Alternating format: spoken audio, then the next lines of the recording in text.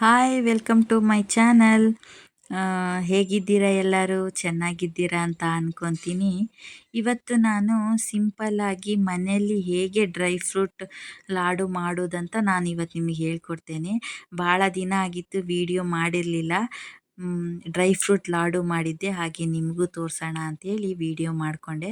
ಹಾಗೆ ಫಸ್ಟ್ ನಾನು ಅಂಜೂರ ಮತ್ತು ಖರ್ಜೂರನ ಒಂದು 5 ನಿಮಿಷ ನೀರಲ್ಲಿ ನೆನೆಸಿಟ್ಟಿದ್ದೀನಿ.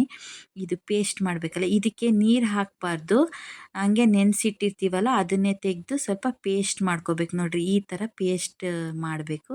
ಅದನ್ನು ಸೈಡಿಗೆ ಎತ್ತಿಡ್ರಿ.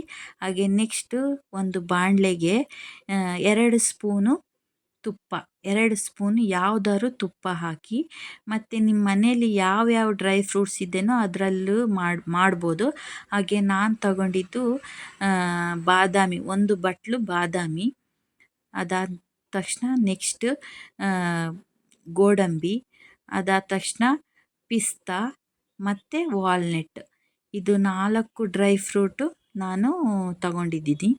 ಹಾಗೆ ಇದು ಬ್ರೌನಿಷ್ ಬರಬೇಕು, ಈ ಥರ ಬ್ರೌನ್ ಬರಬೇಕು, ಅಲ್ಲಿವರೆಗೂ ಹುರಿಬೇಕು.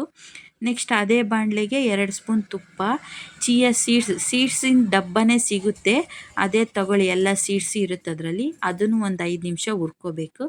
ಅದಾದ ತಕ್ಷಣ ಕೊಬ್ಬರಿ, ಇದು ಒಣ ಕೊಬ್ಬರಿ ಮತ್ತು ಗಸಗಸೆ.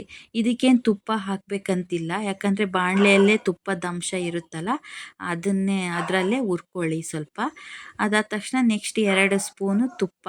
ಏನು ನಾವು ಅಂಜೂರ ಮತ್ತು ಖರ್ಜೂರನ ಇದು ಪೇಸ್ಟ್ ಮಾಡ್ಕೊಂಡಿರ್ತೀವೋ ಅದನ್ನು ಹುರ್ಕೋಬೇಕು. ಯಾಕಂದರೆ ನಾವು ಭಾಳ ದಿನ ಇಟ್ಟಿರ್ತೀವಲ್ಲ, ಅದು ಏನೂ ಆಗಬಾರ್ದು ಅನ್ನೋಕ್ಕೋಸ್ಕರ ನಾವು ಇದನ್ನು ಈ ಥರ ಹುರ್ಕೋಬೇಕು.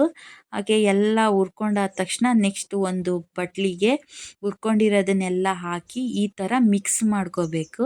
ಇದಕ್ಕೆ ನಾನು ಬೆಲ್ಲ ಹಾಕಿಲ್ಲ ಮತ್ತು ನೀರು ಹಾಕಿಲ್ಲ, ಅಂಜೂರ ಖರ್ಜೂರದಲ್ಲೇ ನಾನು ಇದನ್ನು ಉಂಡೆ ಕಟ್ಟಿದ್ದೀನಿ ನೋಡಿ.